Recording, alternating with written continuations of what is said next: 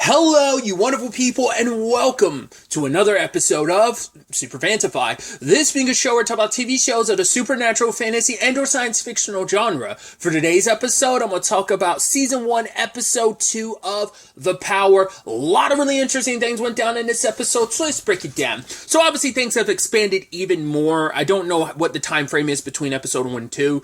Maybe there's maybe a week or so, because Joss has this line of dialogue where she's like, yeah, a week ago, my life was a 4 out of 10. So now she's like, oh, it's a 7 out of 10. But Kat's like, no, we can like electrocute stuff. It's a 10 out of 10. But I'm wondering, is that supposed to be indicative if it has been a week or what? But yeah, this situation has, I mean, the circumstances of like young women develop these abilities are happening like more obviously globally.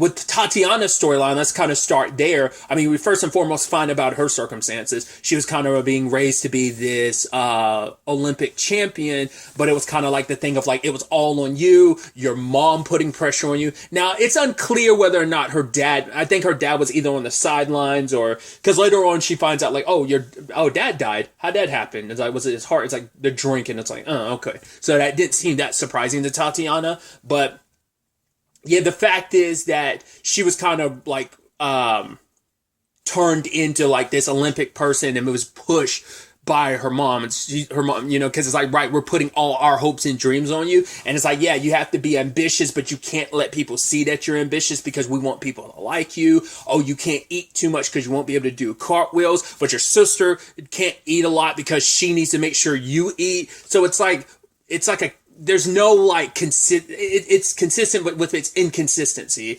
everything, in her home life. And I don't know, was it that the president, I don't know if it's like because they're speaking Romanian, but it's a country or maybe city that has like a C name. I looked it up. I think it's like, I was thinking it was like, Carpathia, but I think that's like a mountain range or something like that. That's what I thought is what they were saying, but I don't know if that's like a Romanian city or maybe it's like a country that's kind of in the more eastern sides of Europe or something. I don't know. My geography sucks, but Tatiana's like with the president or something, who is treating this whole situation, because it's sparking more and more. He's treating it like a terrorist situation, which with the way things kind of develop in this episode, I could definitely see that being a bigger and bigger issue going forward. Very much like that, X-Men situation as well. Because initially, he's the one that's kind of like, that president of whatever is kind of the one being like, hey, these young girls are terrorists because what they're doing, the destruction, they're causing the fires that they're starting. But others are wondering like, well, could it be like a prank or something?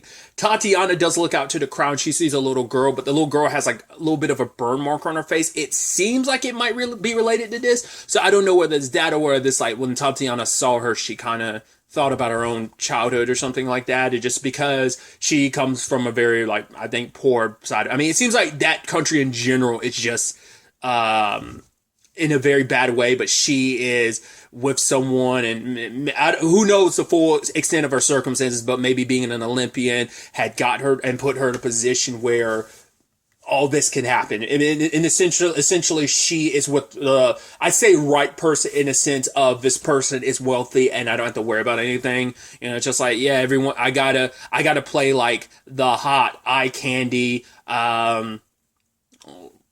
We have sex. I'm not really into it, but let him get his jollies off because, hey, it pays for everything. She's even the one that's kind of saying like, hey, maybe don't be so quick to like label all these girls terrorists. Like maybe they're just, like girls like, having fun and just things kind of get out of control. But he's like, you not think I know what's happening in my own country or something? So then her Tatiana's mom shows up saying like, hey, your dad's dead. I haven't bathed in so long. I have nowhere to stay. I need your help. We also it seems like Tatiana is not in the best position with her sister Zoya either. It's just like, oh, she returned all your trinkets as well. Because I guess it's like, maybe it's because Zoya kind of has issues with Tatiana because Well, because as we saw, like, yes, Tatiana had her issues, but it's still like she got treated better than her sister. And maybe it's also like Tatiana, when she was able to get out of the house, she got out and never really reached out. And maybe she did years later, but Zoe was just kind of like, nah, who knows? Because even their mom was like, yeah, she didn't show up at the funeral. Also, I haven't seen her in like years or whatever. So who knows what her sister's circumstances are. But her mom was like, yeah, everything you have right now, I'm here for what I'm owed. And it's like, you're owed.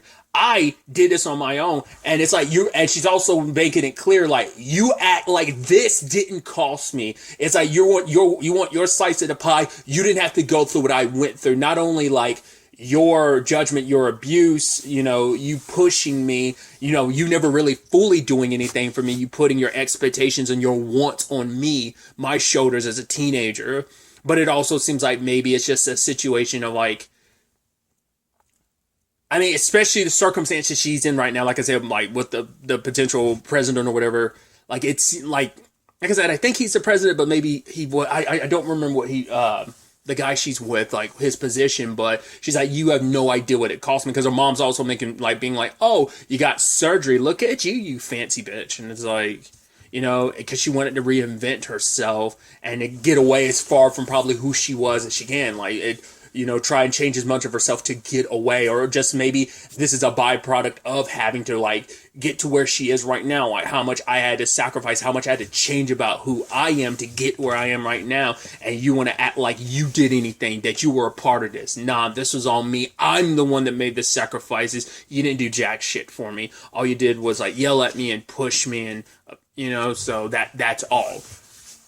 So it's going to be interesting to see where things kind of pick up with Tatiana's story in that regard. Obviously, we picked up with Roxy. She's kind of, I guess, staying at... And I couldn't remember her dad's current wife, but it's Barbara. And, well, Roxy, like, left the house, and Barbara didn't say anything. It's like, right, what happened recently. Her mom was murdered and everything, and it doesn't seem like you care. I mean, she made it pretty clear last episode she doesn't care for Roxy, but the moment it happened, like, Roxy left out of the house, she didn't say a word to her, just, like, I mean, not even, like, Roxy say anything to her, like, her not saying, like, you would think you'd be a little more concerning considering that's one of your husband's kids, but it's like, hey, that's his other child, kind of legitimately, maybe it's like a kind of one of his bastard children. Like, my sons are his children. You get what I'm saying? So, but Roxy asked her dad, like, what are you doing? And he's like, right, we're leaving this to the police. But it's like, no. You're a gangster. Like, why aren't you doing something? Like, why did this happen? And he's like, oh, it's just a burglary. But she's like, no. They specifically said I wasn't supposed to be there. It's like, yeah, they were casing the place. It's like, yeah, but like, regardless of you casing a place, like, how would you know when she was going to get back? Like, I don't know. Like, that's why I was like, last episode, I was like, it feels too much like that line in particular was, nah, like, she wasn't supposed to be here. So it definitely... It's still unclear whether or not, once again, her dad had anything to do with her brothers, maybe her wicked stepmom, maybe all of them, who knows. But the situation seems very fishy, and so... And it's for Roxy being told not to do anything. And, for him, it's like, yo, I loved your mom. I cared for her. So I want justice for it. It's eating me up on the inside. But the fact is there's too many cops circulating this situation. And so we got to kind of lay low. Because for her, it's like, right, why is it like you want to be a gangster any other moment except for this when it comes to, it feels like you want to do everything for everyone else, but not my mom. So it's like, fine, if you won't do it, I'll kind of get justice for her. And so we do see later on, Roxy does show her dad powers, but now what he plans on doing with that knowledge, I don't know. Because that could easily be a thing of, hey, Roxy, I want you to work for me because now that I know you have powers, you're going to be my muscle. You're going to be more important to me than your brothers. Or it could just be a thing of, yeah, they're going to stay in their situations, but you are going to be my muscle, and that's what I'll like kind of call you for. I don't know. Like I said, I don't know. I'm curious to see what that whole situation with Roxy's mom was about. Like, whether or not, like, why would they kill her? And, like, once again, now. And I still will put it on, like, the fact is that Roxy's mom last episode said she did go have a pint with Roxy's dad. And once again, this could also be, like, Barbara doing her thing. Maybe her and her sons are involved, and maybe not Roxy's dad. Or, like I said, it could just go any way. Many different ways. So I'm curious to see where things kind of go on that front. obviously on the Joss side of things, we also get, more time with Margot and Rob, which I didn't know. I was like, oh, I didn't know that was, well, because I saw that he was in the show, but I didn't realize like he was Margot's husband, and Joss's dad.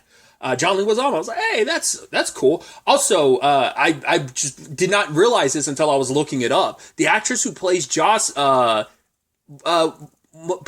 voiced Moana. I was like, oh, that's interesting, because I was seeing photos of her at like Disney stuff. Like she was at like the Mulan event, and like Ralph Breaks the Internet. I was like, wait, are you a Disney kid? And then I saw her like a red carpet or whatever with like Dwayne Johnson. I was like, and it was like at Moana. I was like, wait, are you? And I looked it up. I was like, yeah, she voiced Moana. Yeah, I thought so. I thought it was someone else, but it is, she does do this thing. Cause I was like, yeah, because I think she's a singer too. So I was like, yeah, she not only did like the voice, she also was a singer. I also had to delineate that, because sometimes that's just not how that happens. Sometimes it will be a different person for the singing part, but there are occasions where it is the same person. So in her case, it was. Anyway, tangents and all that aside, I was like, oh man, that's so wild. I had no idea that was her. That's so cool. Either way, we spend a little bit more time with Margot and kind of find out, well, we still don't really know why Joss hates her so much. I guess just who she is and what she represents. I even love later on Margot's like one of the people, her part of her team, Helen. It's like, yeah, you have to take those shoes off. It's like, why? It's like, well, people kind of mad that you wear those like very expensive shoes. She's like, you mean the $800 shoes that you told me to get? And she's like, yeah. And it's like, whoever it was needs to get a fucking life. It's like ironic, because your daughter's the one that kind of started that, because she's the one that specifically, I mean, I don't know if it was really known how much your shoes cost prior to your daughter putting it out there online. So, that's interesting. But now it's meant to be a thing of like, right, you want to be like, show a pout, like your outfit says a lot about you, but now it can also be used in a negative sense, because like, right, it seems like you're too disconnected if you have like $800 shoes. So you want to seem like you're more approachable. It's like, and as she says it, like, yeah, the youth are kind of like very fickle in that regard, the young crowd. So, but she's basically dealing with everything that's going on. The fact is that there's, these fires that keep happening. Her and her husband dealt with one earlier in the episode when Joss like accidentally, set a fire in a microwave with her powers. And, obviously there's like power outages and stuff like that. So they're looking more and more into it. And especially when Tundi's video, which we'll talk about that later, his video ends up being something Helen shows, Margot, and it's like, oh, could this be fake? I mean, yeah, it's online. It could easily be fake, but maybe there's something, because for Margot, it's like, with everything going on, it seems like there is some correlation and connection here. So she ends up going to see the governor, which he was very like patronizing and stuff, because it's like, right, you're ignoring my calls. You're also saying like, right, I'll be back in 5 minutes. That's all this is going to take. It's like, it feels like you're not going to give me your full attention. And even he had this very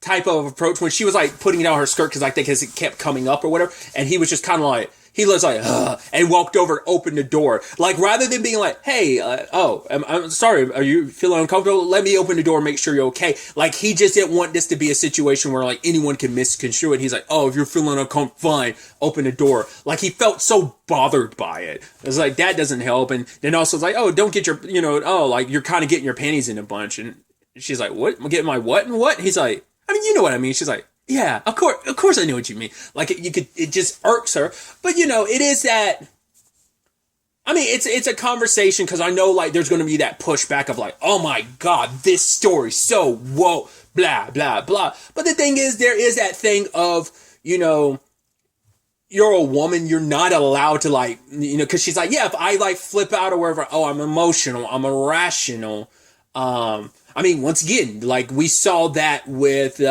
Roxy's dad literally calling her emotional last episode, and I pointed out punching a cake that wasn't the right color seemed really emotional to me, but hey, that's just me. But I know someone's going to, like, read into that and be like, oh, like, this woke propaganda, but it's like, that,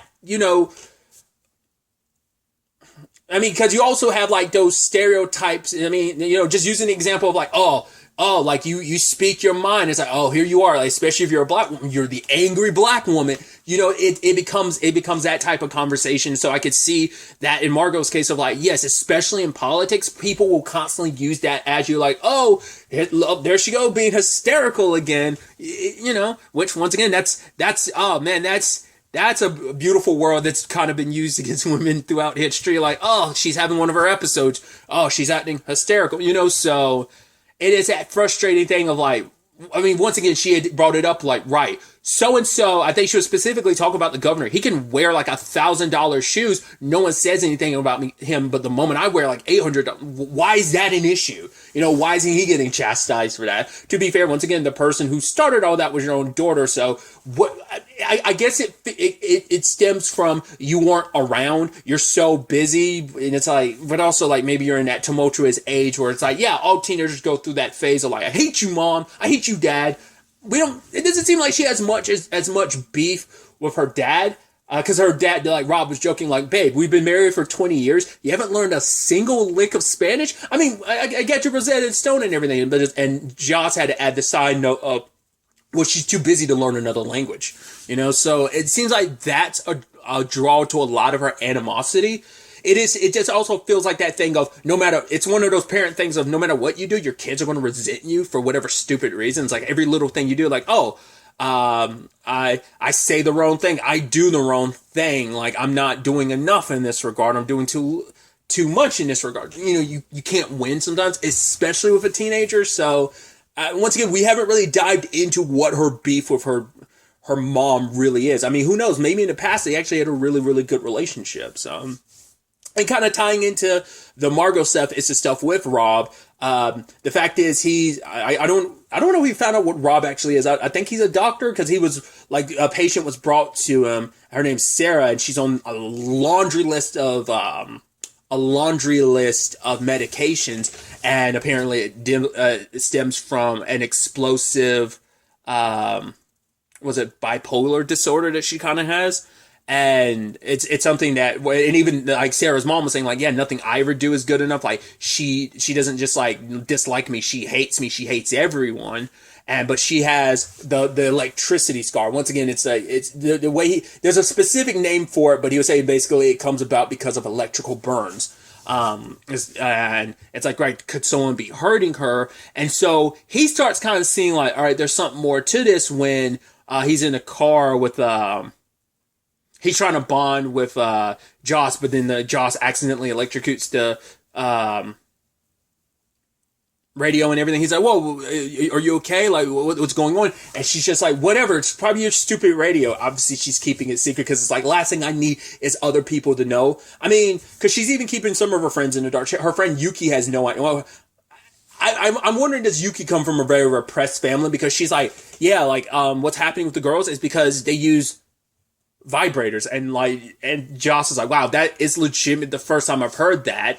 So I was like, oh, like that sounded like that was kind of like a repressed thing of like sex is probably taboo in her house type of situation. Like the fact is that you would even kind of that something like that would even seem plausible to you. That just definitely feels like sex isn't a conversation that's kind of been had in her household or whatever. But it also feels, you also kind of feel bad too because, she sees what Joss did at one point in time because it's like, oh, this test is coming up, and then like ended up frying like the and setting off like the fire alarm or something. And her friend Yuki saw it because like she's also kind of getting left behind because Joss is kicking with people like Kat and Quinn who also had that power. So she's kind of being left behind in that regard. So, but circling back to Margot for a bit, she tried to talk to the governor about the whole thing that's going on. She showed them the video, but it's like, he's like, yeah, you're just stressing out. Like, oh, how long have you been married? 20 years? Oh, that's awesome. Like, it takes a lot to kind of work that balancing act between politics and a family. Like, oh, go hang out with your husband, blah, blah, blah, blah, blah. Once again, being very dismissive because she's like, yes, I get it. I'm crazy. It sounds crazy, but it feels like it's the only thing that explains everything that's kind of going on recently. She's like, because she's like, yeah, there's kind of a crisis, but he's like, you're making nothing, for him, it's like, oh, you're, you're making a mountain out of a molehill type of situation. And it's like, obviously, by the end of the episode, there's a lot more going on there because, let's go ahead and talk about it. A literal plane crash. So you're like, okay, whether that could have been someone on the plane, like, I don't think that was intentional. Maybe, like, they couldn't control their powers. Like, whether it was just kind of like they got anxious or angry and their power activated, or whether they were just sitting there and it's just, because it seems like it is driven, obviously, like, controlling, like, your emotions seem to play a role in all of that. Probably, like, the angrier you get, the more you're able to kind of just, like, jolt it out. Because until you get control, like, it's probably, like, strong emotions are probably what trigger it. Something also, well, since I'm on the topic, I am curious, is there a limitation to it? And can it work both ways in the regards of you can control electricity, you can shoot it out of your body, but I'm curious, could you also end up absorbing it or not? Because that's what I'm wondering about. Because because of the whole situation with the girl Sarah, she had that burn mark. Maybe they were shooting the electricity back and forth. I was wondering, and I was like, did she get hit by someone's electricity? Maybe she doesn't absorb it. But then I'm thinking about, no, Joss had like the burn, electric burn as well. It's just a byproduct of it surging through your body. Like, now that I'm wondering too, could it end up being a situation of it's too much for your body and it will end up like, if you push too hard, it could end up like blowing back. Like, it's a double-edged sword. Like, it can blow back on your body, or are they completely immune to it? So that's why I'm wondering. Because Joss's situation, she hadn't interacted with anyone with electrical powers yet, so her electrical burns seemed like they were just manifesting on her own. So I'm curious about it. Not less once again she was like accidentally doing it to herself without realizing it, or you know.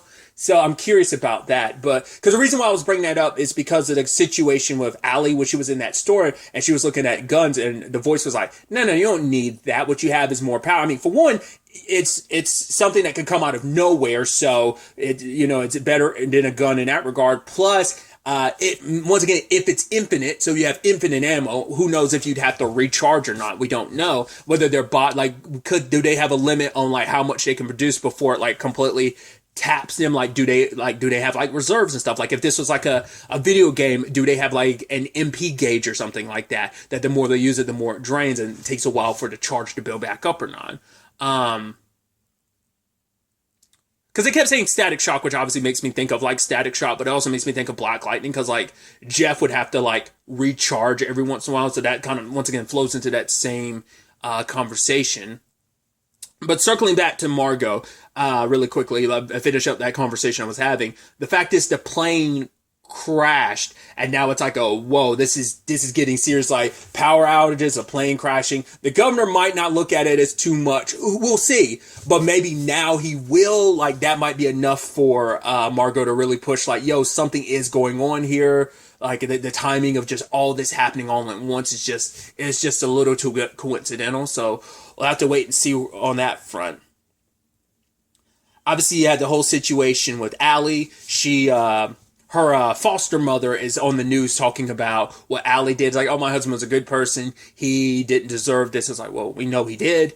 So she's trying to get by. She ended up selling a ruby.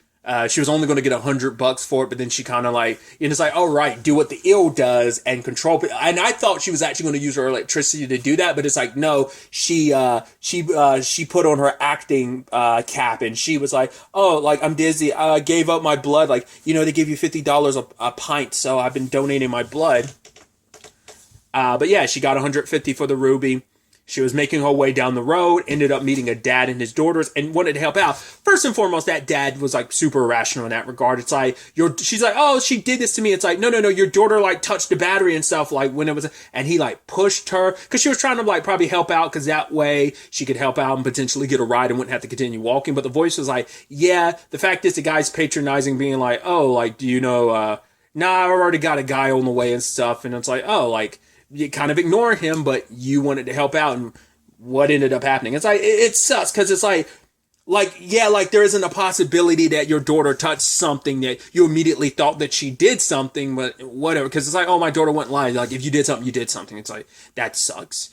But it feels like, I mean, everyone's stories definitely seem like they are leaning towards making you, Allie's in particular feels like it's going to make her very, like, her against the world. It feels like, I mean, yeah, like her, people have been kind of shitty towards her, and it's kind of like you have to do whatever you have to do to survive and make it in this world. So, like, right, yeah, there are decent people in the world, but, like, if you run into shitty person after shitty person, it's going to end up skewing your view on the world, especially getting away from what she got away from. And we have no idea how long she was in that whole situation with Clay and his wife, so it's going to skew you to be more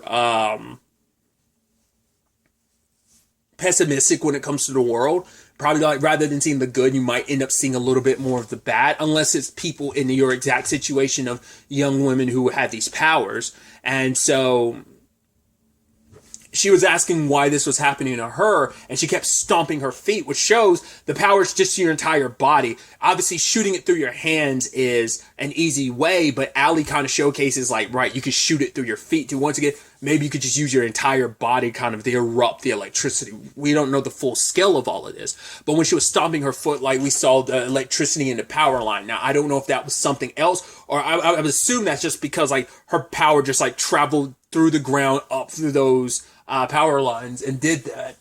But it's like, and also just the timing that it happened to start raining too. So I wonder, did her power, like, reach into the sky and just kind of, like, hit some clouds and kind of cause that? Once I'm saying I am an idiot. I don't know, like, could electricity hitting a cloud produce rain or whatever? Was it just the timing or what?